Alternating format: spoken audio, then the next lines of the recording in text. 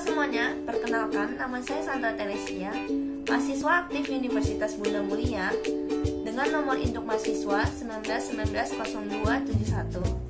Sekarang saya ingin memberitahu para penonton asal-usul mengenai es lolo cemcem yang berasal dari Bali. Es lolo cemcem ini merupakan minuman tradisional daerah Bali.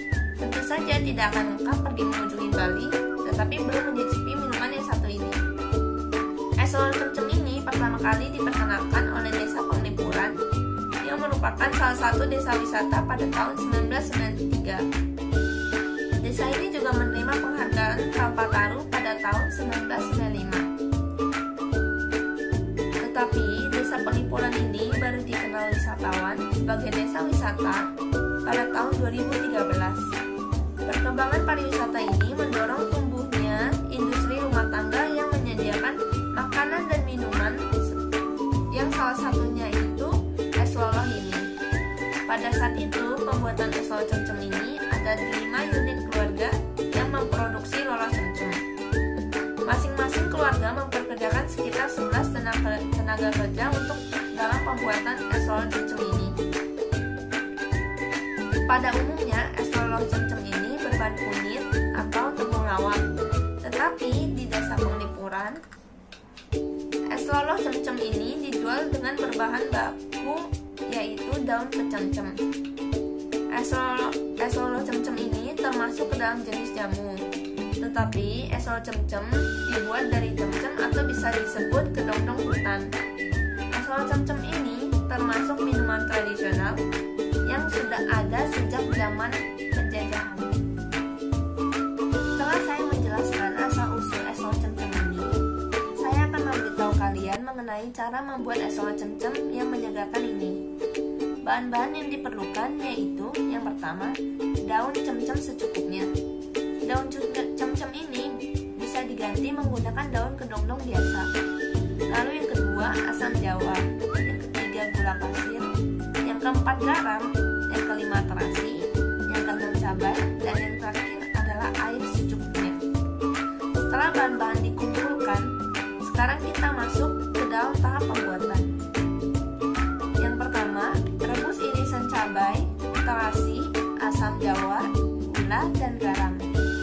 Jangan lupa untuk mencuci cabai sebelum diiris. Dan yang kedua, rebus sampai tercium aroma keluar dari rebusan yang telah direbus tadi. Yang ketiga, cuci daun cemcem lalu ditumbuk atau juga bisa diremas-remas.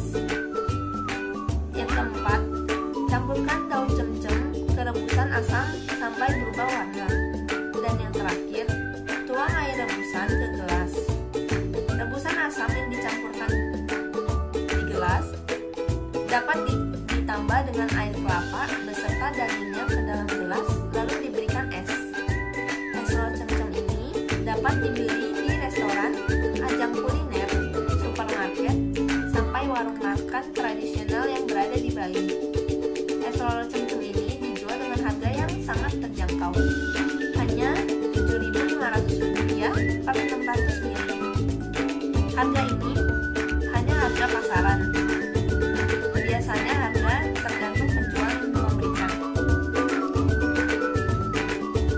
Es lolo ini memiliki manfaat seperti mengobati panas darah, melancarkan sembelit, dan bisa menurunkan tekanan darah. Karena kaya akan manfaat, banyak masyarakat Bali membuatnya sendiri. Kalian juga dapat membuatnya sendiri karena bahan pembuatannya yang sangat mudah dan berkhasiat. Bahan-bahan sangat mudah ditemukan di pasar, di daerah Jakarta, atau maupun daerah lainnya. Selain es lolo cemcem, Indonesia memiliki banyak sekali kuliner khas. Tetapi makanan di Indonesia juga ada dari hasil akulturasi budaya luar. Salah satunya adalah kue cubit. Siapa yang tak mengenal kue cubit ini? Kue cubit ini dijajakan sebagai jajanan di pinggir jalan yang dapat ditemukan di setiap daerah di Indonesia. Dan ternyata kue cubit ini adalah hasil akulturasi dengan negara Belanda yang diberikan nama Povertjes. Nama kue cubit ini juga merupakan adaptasi lokal dari Povertjes yang berada di daerah Belanda.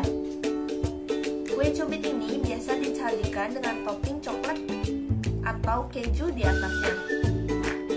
Kesimpulan yang dapat saya ambil dari video kali ini adalah negara kita memiliki banyak sekali jenis kuliner yang nikmat dan banyak manfaatnya.